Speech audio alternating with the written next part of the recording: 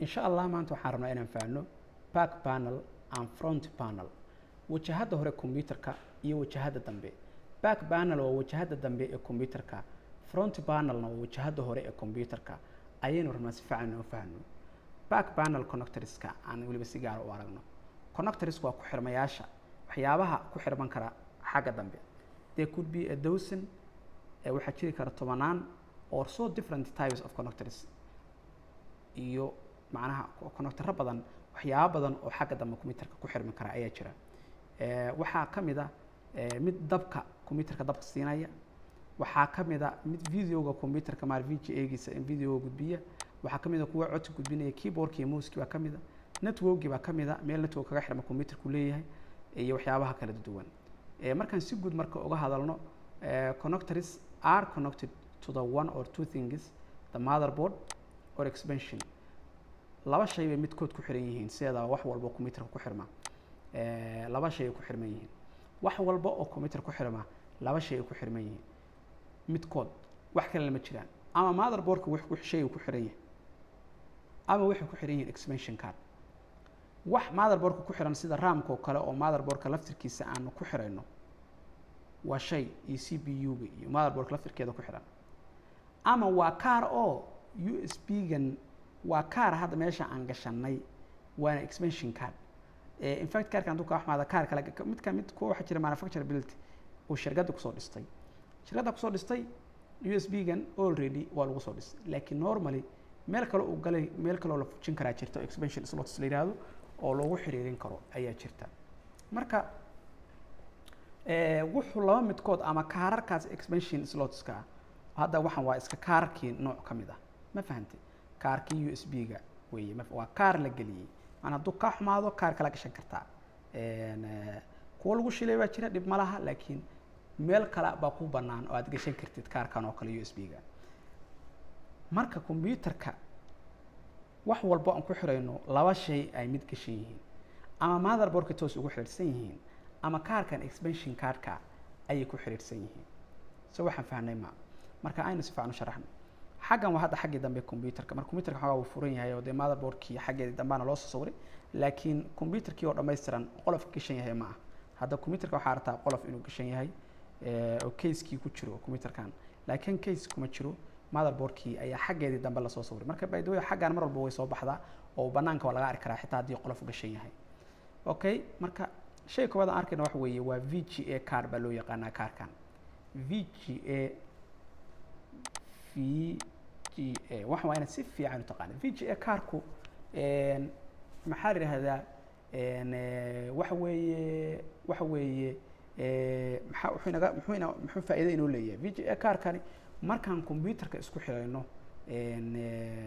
maxaa la yidhaahdaa computerka aan rabno inaan dhalada ku xirno ilaan dhalaan rabnaa wax ka daawanno soo ma aha.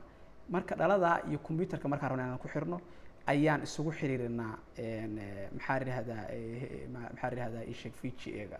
okay, VGA-ga markaas isugu xiriirana. normally waxa weeye xarigga VGA-ga xaggaana gelinaa xarig yar oo bluega wey. waa computerkii kan waa isla computerkan oo xaggiisii dambe weeye xaggan waa xaggii hore, xaggan waa baagi waa baagi xaggii dambe computerka. VGA-ga halkaasaan gelinaynaa, waa soo socodsiinaynaa, dhaladii computerka ayaan ku xiraynaa. tan waa dhalo, ma fahantay? markaa kadibna keyboardkii iyo mouse-kii ayaan computerka gelayaan, kadibna saasaan marka u galaynaa. waxa muuqaalka computerka soo saaraya waa VGA-ga. haddii computerka markuu kaa yaraa dhaladii xoogaa mugdi kula noqoto waxa weyn ma aha fiilada VGA-ga un baad ku yar adkeynaysaa, xagga computerkana kaga adkeynaysaa. marka fiilada VGA-ga waa saa. alright, marka taa marka waa taa. tan labaad meesha inoo taalo waxa weeye asna kanna waa video loo isticmaalaa. kanna waxa loo yaqaanaa DVI. DVI-gu muxuu kaga fiican yahay? xoogaa waa ka graphic fiican yahay. quality-ga tayada graphic-ga ayaa DVI-ga tayo fiican. marka DVI-ga asaguna xarig gaar ah ku xirma oo DVI oo kala marka HDMI ka waxa ku xirmanaya VGA cable kana DVI waa ku xirmaya. nooc saddexaad ba jira laptop-yada hadda ay leeyihiin oo HDMI la raasi USB oo kala u eg. marka taana waa taa iyo computerada way leeyihiin hadda. kuwan waa USB ports. kuwan waa maxay? USB ports way keyboardka, mouse-ka iyo flash-da gashanaysa meesha geli lahaayeen waa. USB ports-yada halkan way yaalaan saad aragtid. halkan waa USB ports baa kuugu yaal. aan kugu yaalan computerka inta badan xagga horena waa ku leeyahay USB ports halkan waa network portigi ama ethernet port baa la yiraahdaa ethernet ethernet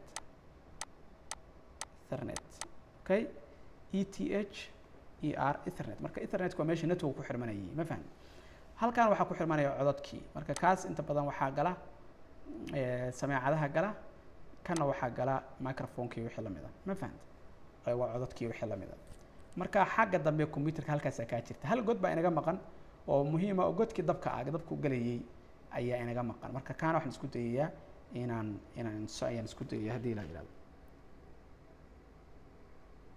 right taa marka waa taa tan labaad maxaa yiraahdaa dabka power cable halkan ka maqaynta kama aragno power cable halkan uu galayaa saddex god weeye camal oo kale power halkan gala marka dabkii waay saddex god saas dalaq alhaas galaya afa kalena dee wuxuu ku xirmayaa qaybisa caadiga ku xirmayaa ama dabku ama godka caadiga dabka oo darbiga abu galaya sockadka caadiga oo aanu galino jaajarada gashan ayuu galaya oo caadi buu ugu xirmi karaa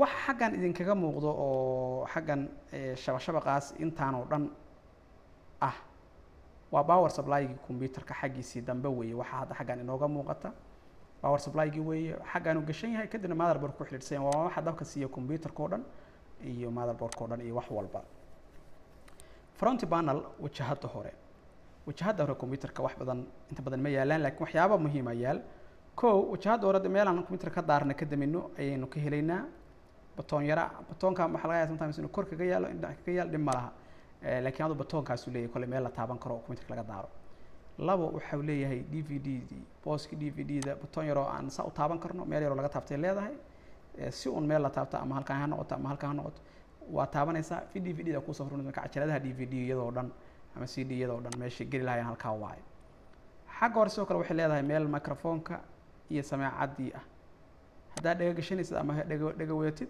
ama microphone weetid meeshaad kaga xiriirin lahayd buu leeyahay sidoo kale USB-yadii xagga hore ku yaal inta badan waxaa yara shabaqa inuu leeyahay oo maaragtay xoogaa naacawda computerka ka qayb qaadanaysa ama computerka cooling-kiisa ama qaboojintiisa qayb ka noqonaysa marka computerka xagga hore iyo xagga dambeba wakaa marka ujeedka ugu weyn waxa weeye inaad markaad fahantid waxa kuu fududaanaya hadhow cillad walba ku qabsata inaad macnihi garan karaysid waxa kaa xun inaad hadhow taqaanid meeshaad u doonan lahayd waxyaabaha kale very important ay tahay inaad xasuusto waxa kamid ah hadda network hadduu kaa xumaado computerku tuuris ma aha ama VGA uu kaa xumaado computerku tuuris ma aha sababta waxaan waa kaar baa soo gadan kartaa VGA kaar ah justically waxa muhiim ah kaarka soo gadanaysid nooca computerkaada inaad u sheegtid meesha ka soo gadanaysid oo compatible uu yahay nooc macnihi ku xirmi karaa kaarkaas soo gashanaysa meesha keensanaysa dhag oo ku xiranaysa toos ayaad markaa waxa weeye uu kugu shaqaynayaa network-gaadii adoo kaar kale isticmaalaya kii horena kaa xumaaday markaa saas ayaad maarata farsamadaas ayaad mar walba ku shaqaysan kartaa waxaan rajaynayaa marka inaan si fiican isula fahnay waa engineer abyad guul fara badan baan kuu rajaynayaa asalaamu calaykum waraxmatullahi wabarakaatu